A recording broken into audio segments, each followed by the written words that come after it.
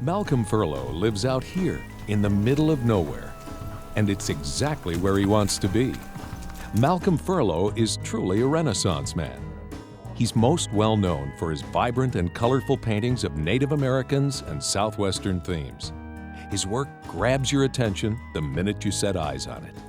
Well, the reason I'm here in the middle of nowhere with this ranch is I'm one of those guys you would call land poor. I wanted a whole bunch of land without a lot of people around because I don't want to have to adjust my life to fit somebody else's dream. I have my own dream. So we bought the ranch. I like the solitude. I like the game. We have the elk run is right in my back pasture. The elk come through in the spring and fall. I'm a nature lover, so this was ideal. He's an artist, but also a cattle rancher who watches over a large spread about 30 miles from Taos, New Mexico. He's a Harley-Davidson motorcycle enthusiast who likes to both rebuild and ride. And when he needs time to relax, Malcolm Furlow models railroads. His artistic talents are evident. It allowed me to see shapes and shadows and forced perspective and where infinity is and all the things that you study in the arts. And I could apply that to model railroading.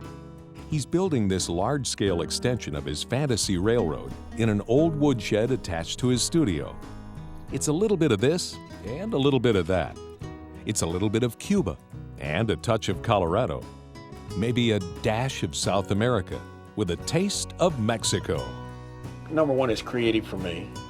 It allows me to get the creative juices flowing on all aspects of the artful endeavor, from building mountains and part of it encompasses being visual. I have to learn to be visual with things. I'm very visual anyway, but it teaches you to notice the nuances of the color of rust, of the color of a locomotive, of the ash that falls on a locomotive, the weathering, the streaks, how things are put together mechanically and so forth. So it encompasses so much that it teaches you a lot.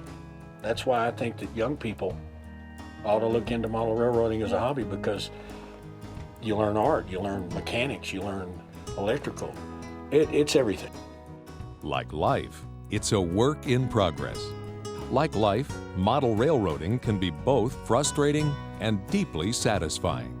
I guess what I love to do most is build a scene, put my funkiness into it, the realism and so forth, and then photograph it, write an article about it, and send it to the model magazines. See it in print, see how they publish it and so forth. So that's been sort of a hobby within a hobby that extends the hobby beyond just this little train room.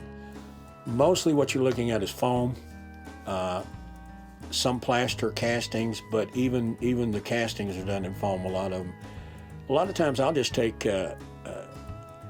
spray foam that comes out of a can that you buy at Ace Hardware or wherever, spray it up into a pinnacle, and it kind of forms its own self as you spray this thing up, and then you take various dental tools and knives and whatnot and carve it into a shape. So I see all these scenes in my head, and then where the artistic thing comes in is that I see, for me, the fantasy world of light and shadow and shapes and so forth, that I just want to see this little magical thing. So where somebody else may be more of a technician and build, say, the B&O, with all the little buildings that are the same color that fit the B&O scheme and so forth, I, on the other hand, have this round robin effect that happens in my brain that makes me want to do this building yellow and this building pink and this building tall and this building small, and it's part of that art thing that is in here.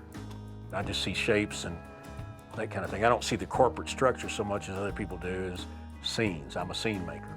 A scene maker who invites us into his world and into his dreams. An artist who loves color, loves learning, loves doing, and loves life.